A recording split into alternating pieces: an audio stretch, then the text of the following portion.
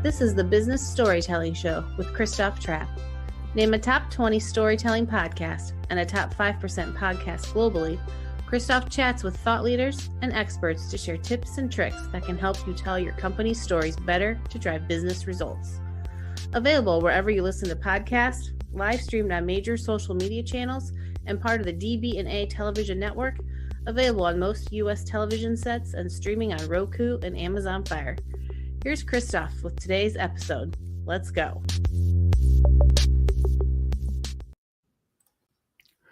Let's go, business storytellers.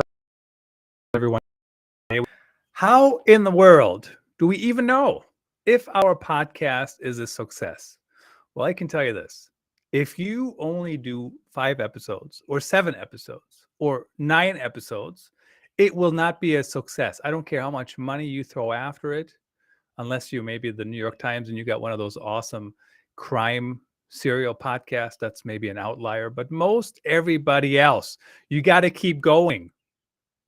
You have to. I'm at over 500 episodes now of the Business Storytelling Show. It's distributed on all the different platforms, including DB Television, dbtv.tv. So check that out. So I would like to think it's a success, but how do we really know? So I asked Trent Anderson to come back on the show. He is heading up RevOps at Podchaser. And if you are not on Podchaser, check it out.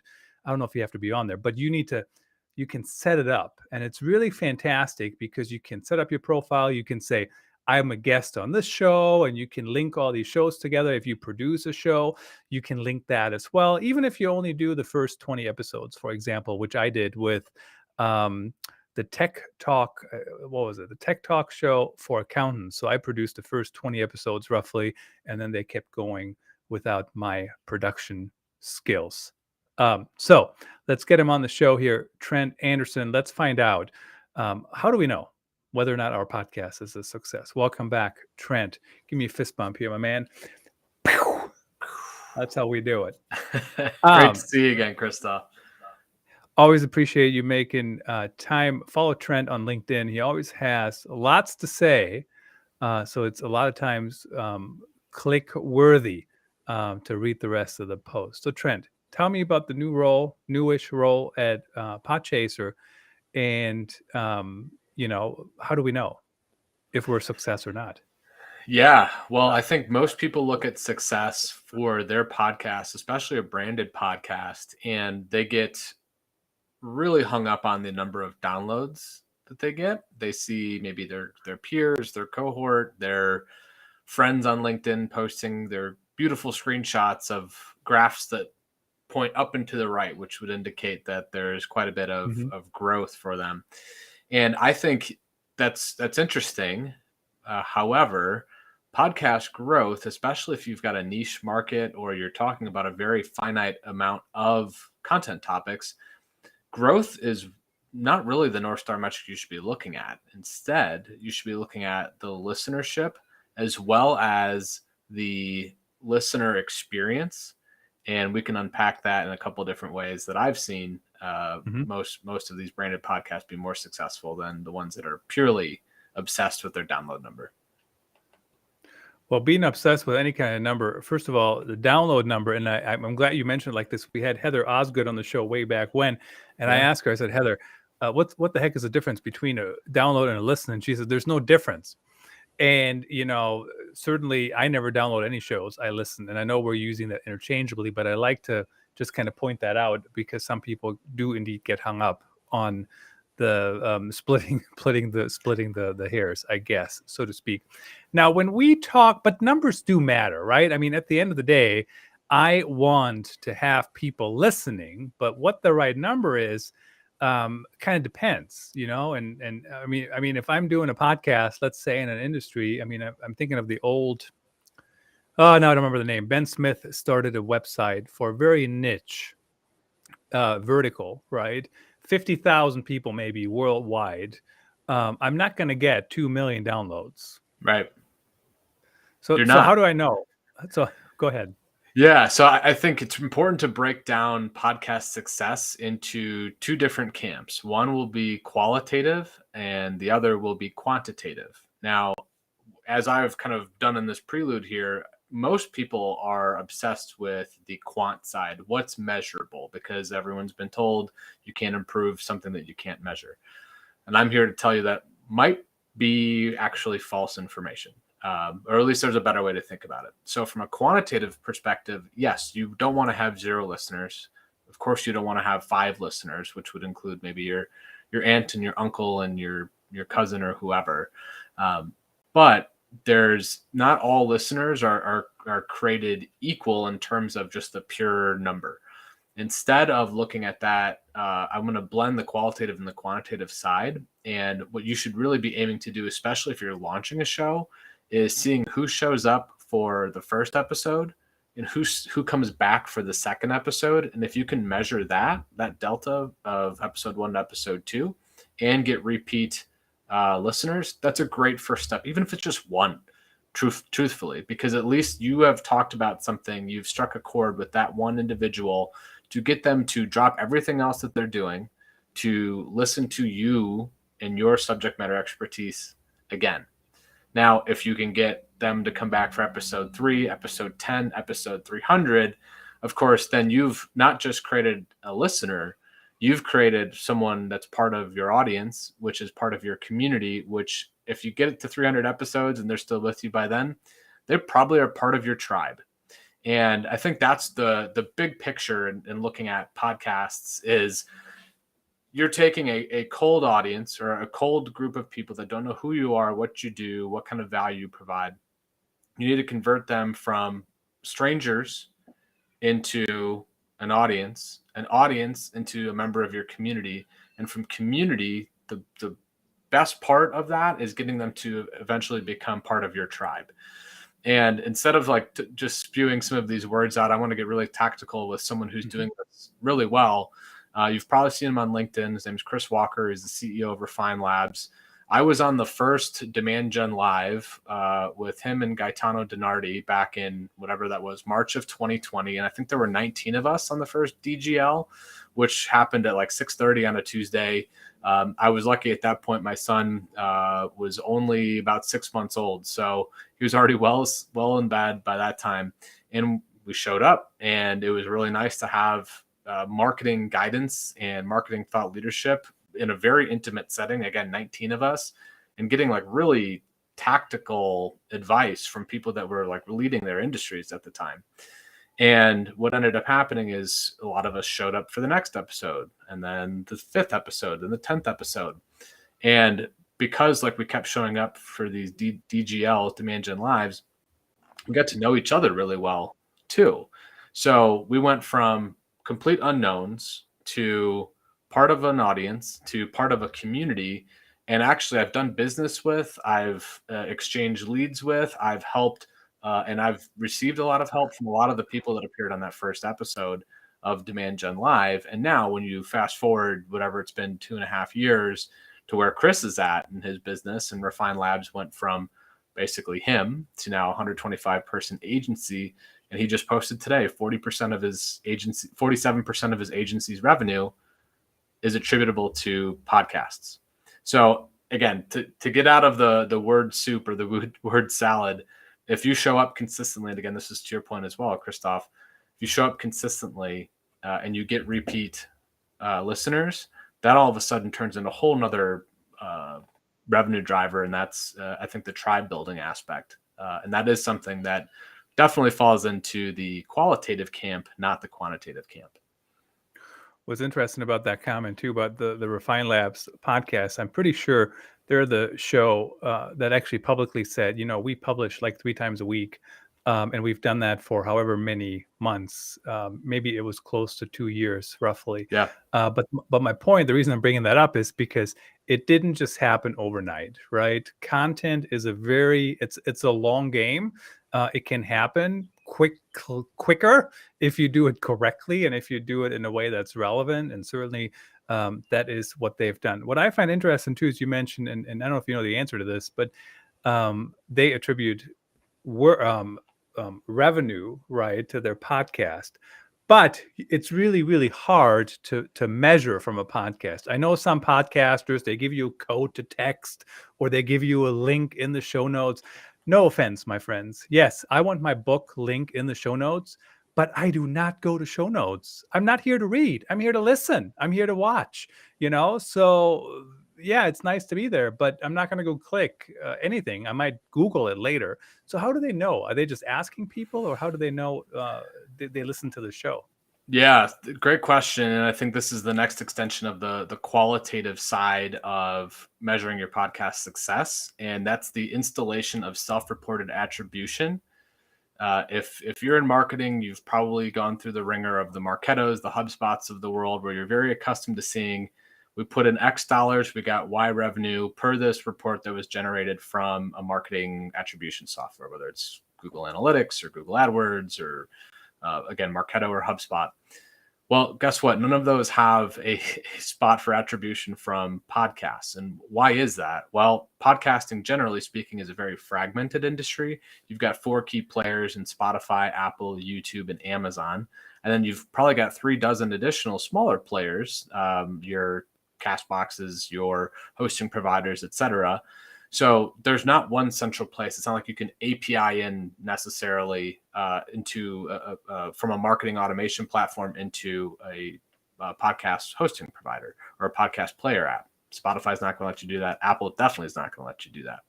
So as a result, it never got prioritized on the roadmap for any of these attribution softwares. So if you can't directly measure it in an automated way, how do you actually measure the podcast success? And again, this is where the self-reported attribution comes in. Self-reported attribution is an open text field that's required on a contact form, and not just any contact form, but like your high intent contact forms. So this will be like a pricing page or a demo request. And you say, how did you hear about us? And because it's required and open text, they're not going to be able to click down and select from a menu, which is typically biased because people either click the first one, the last one, or something in the middle, which just totally throws off your actual reporting. But if you make them actually type it in, and people say, I hear this all the time from podcasts and marketers, well, people never are going to type in everything. I actually think that's the counterpoint. I have instances in our HubSpot where I've had this custom field filled out and it says, I heard you on episode 247 of Outbound Mastery with Morgan Williams. Like, I literally see that. It takes probably 5 minutes of customization within the Salesforce or HubSpot instance to create almost like a word cloud, if you will, of predetermined keywords that come from that self-reported attribution side. And you can really start to see how that bucket of attribution compares to your Google ads, your Google Analytics, your Facebook ads, whatever it else might be. So self-reported attribution, again, open field, required text field on your high intent contact forms is a great way to actually see what the success of a podcast is. And a quick caveat too with this. It's not like you just turn this on one day and all of a sudden people start filling this out and you have direct feedback day 2 of you making this change. Even Chris Walker, the mighty Chris Walker, will say that when they ask folks who come inbound how they hear about them and to confirm the self-reported attribution, a lot of them say, I've been listening to your podcast for 6 months. I remember I first heard your episode 58 with Gaetano when you talked about what dark social was, and it finally clicked for me. And now you're on episode 252, right? So this isn't an overnight thing. This is a long-term play, which is potentially the origin of all of this conversation should go back to. Podcasting is not a get rich quick, build pipeline tomorrow type of engagement. It really is about the long game. So. Yep, absolutely. And what's interesting too is, I mean, the people that remember some of those details, I barely remember my own podcast episode numbers. So I'm not going to say, hey, I heard you on episode 222 on Jody Krangle's podcast, but I definitely will say, I heard you on Jody's podcast, and that's why I'm here. That's why I'm talking to you. So that's certainly a long play. Now, but you have to have something interesting to say, right? I mean, nobody will say that if my show is filled with marketing gobbledygook, chest beating, blah, blah, blah, world leading industry leader. You know what I'm saying? Like, Yep. how do we, are branded podcasts struggling with that, or are people figuring that out, how to be relevant?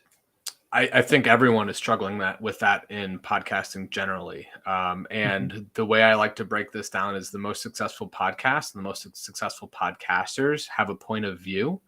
And a point of view is different than declaring a channel dead. You see a lot of that on LinkedIn. Well, email is dead, social's dead, cold outbound is dead.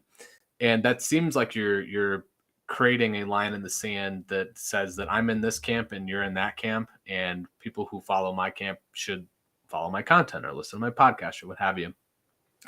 Creating a point of view is actually a pretty long process, and it takes quite a bit of introspection, as well as understanding the market, understanding the cultural zeitgeist around what it is you do and who you serve and how you help.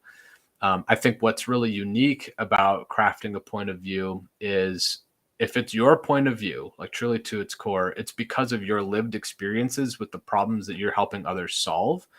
So it's almost irrefutable in a lot of ways. But just telling people what's wrong is not a point of view either. You have to have a solution to what you perceive to be wrong. So again, I'll just use Chris as an example because it's an easy one to do. Chris's big point of view is marketing is stuck because of its over-reliance on attribution systems. And if you're a marketer, if you're a salesperson, you could probably empathize with that a little bit, right? Almost all of your reporting is going to come back to paid search or direct traffic, or organic search that has a missing SSL, so you can't see the actual keywords that were used to complete a query or what have you. So that's all based on the last, call it 15 years of marketing technology vendors pushing attribution software through channels like Gartner and Forrester and all the like, to say that you have to have an attribution tool in order for you to effectively measure your marketing efforts. And Chris's point of view on this is that's completely wrong. There is the self-reported attribution, which I just unpacked a little bit before. But even better, there's using the attribution systems as well as self-reported attribution to basically remove outliers from your data set, right? So who are you going to listen to more, an automated piece of software or what your customers actually tell you? And again, that's his point of view. You're almost always going to listen to your customers. So in any case, POV has to be crafted over time through experience and has to be rigorously tested from a solution perspective. And that's something that I always challenge, especially branded podcasts to do. Is it's one thing to use a podcast to try to get your target buyer on as a guest on your show so they can reveal all of their secrets to you and you have a much easier path to getting them to close. However, that's very poor intent, in my opinion. Podcasts are not to do that. If you're going to use the information that your guest shares with you, that's one thing, but using it as a means to biz dev your way into organization, I don't like. So in any case, the POV, by bringing guests onto your show, you can have a pretty healthy debate about your point of view versus their point of view. And usually that actually leads to a lot of productive and creative conversations around how to get something done, whatever the subject matter is you're talking about. What's interesting about bringing your potential buyer on the show, I think that's actually a good strategy within reason when you do it sometimes, when they have something good to say, because you're not going to build a show if you just bring on all your prospects so you can hear what they have to say and then use it, because it's just an interview, like, about what you need, not what the audience needs. So keep that in mind as well. The other editorial comment I want to make briefly is on point of view. I certainly have a point of view on all kinds of different things, but my point of view circles around something in content strategy. And here's what I mean is, I am interested in what is the latest thing I can use to get my content to perform. Now it's live streaming. Podcasting is part of that. That didn't used to be part of it 8 years ago, right? But it certainly is today. But how about the people that have a point of view, whatever is currently the hot topic? I'll give you an example. So somebody, you know, all of a sudden they're the content marketing expert or whatever, something in content, live video. Let's pick on that. They're the live video expert. Then all of a sudden NFTs take off, and now they're the NFT expert, right? And now AI takes off, and now they're the AI expert. How in the world can you have an expert point of view on totally unrelated things? I don't think you can, and I think that's why you see a lot of pod fade actually exist, right? People want to try to capture momentum or ride the cresting wave of Google search trends or whatever people are talking about on LinkedIn or Twitter or whatever it might be.